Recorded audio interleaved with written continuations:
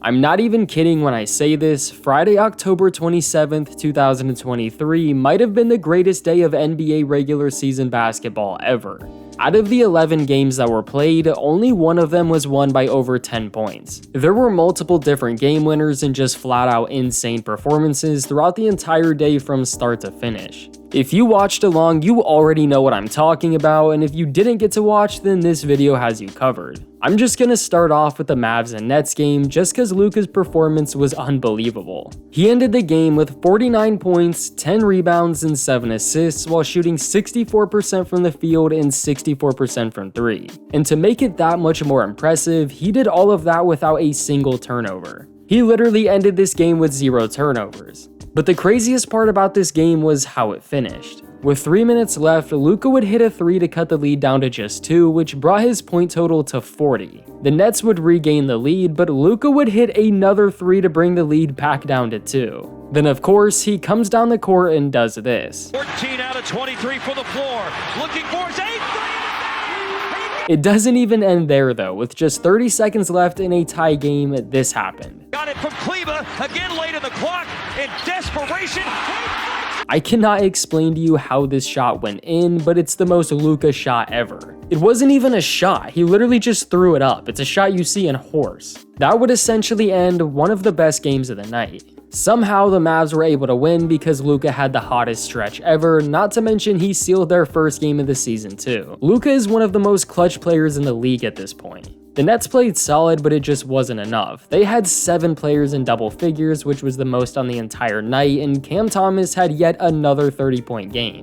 But to be honest, we're just getting started. The Bulls and Raptors matchup was extremely weird from the very beginning. Both teams would get pretty large leads throughout the game, but by the end it was neck and neck. And I'ma be honest, the Bulls had no business winning this. With 4 minutes left, the Bulls are literally down 15 points. The Raptors should be able to hold them off. But after a run that felt like it was never ending, the Bulls were down 3 with just 20 seconds left. Again, the Raptors have already got to be tanking because not only did they blow a massive lead with just minutes left on the clock, but they somehow fumbled the ball and turned it over when all they had to do was just hold it.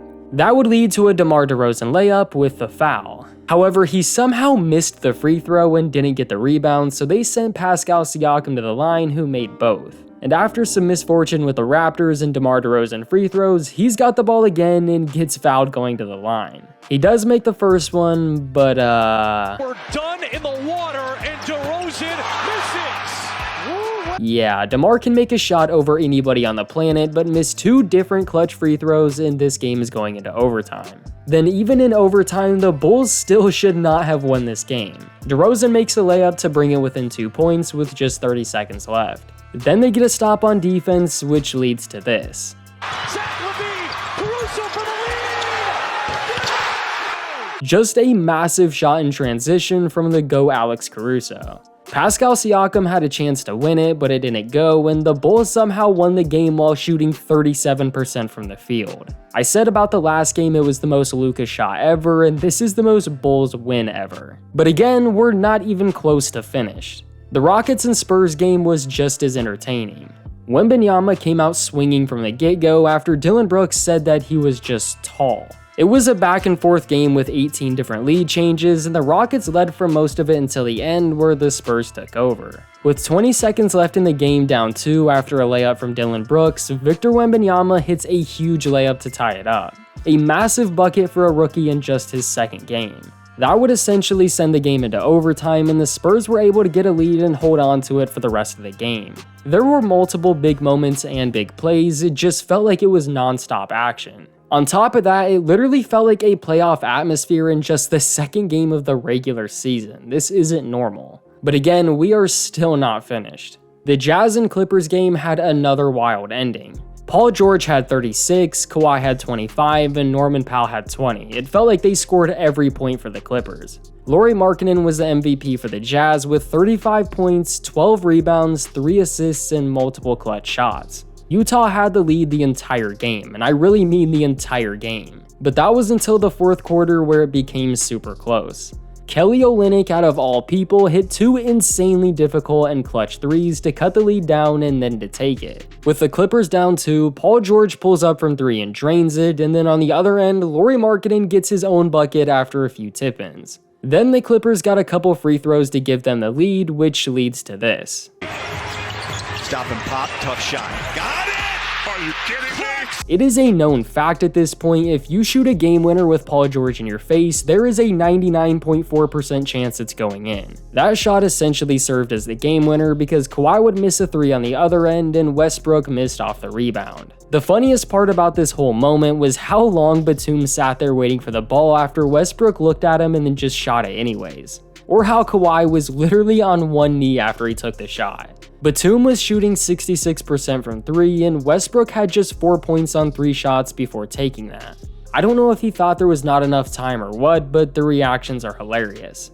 The OKC vs Cavs game was another certified banger. Shai is still one of the most underrated players in the world. He had 34 points, 11 rebounds, 4 assists, 5 steals, and shot amazing. Lu Dort played great too. He had 25 points, and Chet Holmgren in just his second NBA game ever had 16 points, 13 rebounds, 2 assists, and 7 blocks. 7 blocks. That's a franchise record for a rookie. On the other side, Donovan Mitchell scored a team-high 43 points for the Cavs without Darius Garland. And first of all, I love how they ran a Wendy's scoreboard ad in the middle of one of the clutchest moments, but anyways, down 9 with less than 2 minutes left, Shai Gilgeous-Alexander hits 2 massive threes in a row.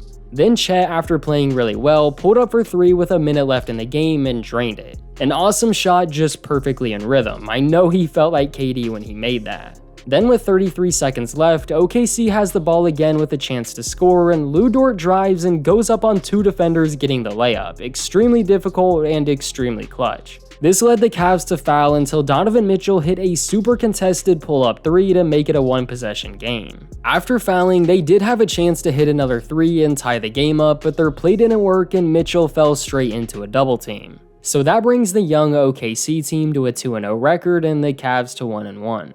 The next game we'll talk about is the Knicks vs Hawks, and even this game came down to the final shots. The Hawks were down 7 with 50 seconds left on the clock until RJ Hunter hits a wild step back 3 in the face of RJ Barrett, which would put them down 4. Then after a turnover and free throws, the Hawks have a chance to tie it up or even win.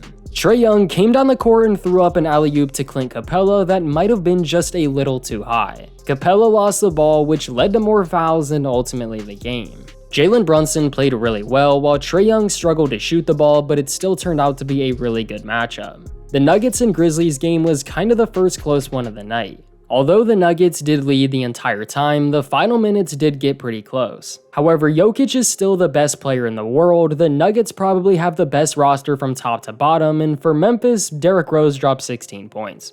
The Heat and Celtics have become one of my favorite rivalries just because they play each other 19 times a year. Every time they play, it always comes down to the last shots, and it was the exact same thing here. The Heat led in the first half while the Celtics led in the second. It was a good game for Tyler Hero and Bam Adebayo. They just showed how good they can be as a duo. For the Celtics, their entire starting lineup showed up, especially in the second half. Their starters scored 111 of the 119 total points. The Heat had some clutch shots towards the end that would cut the lead down, but it just was never enough. Yet another nail-biter and entertaining game from start to finish. The Pistons and Hornets matchup showed us how good Detroit can be and also showed us our first ejection of the season. While the Magic and Blazers game was kinda just mid compared to every other game on the night, and even that one really wasn't that bad.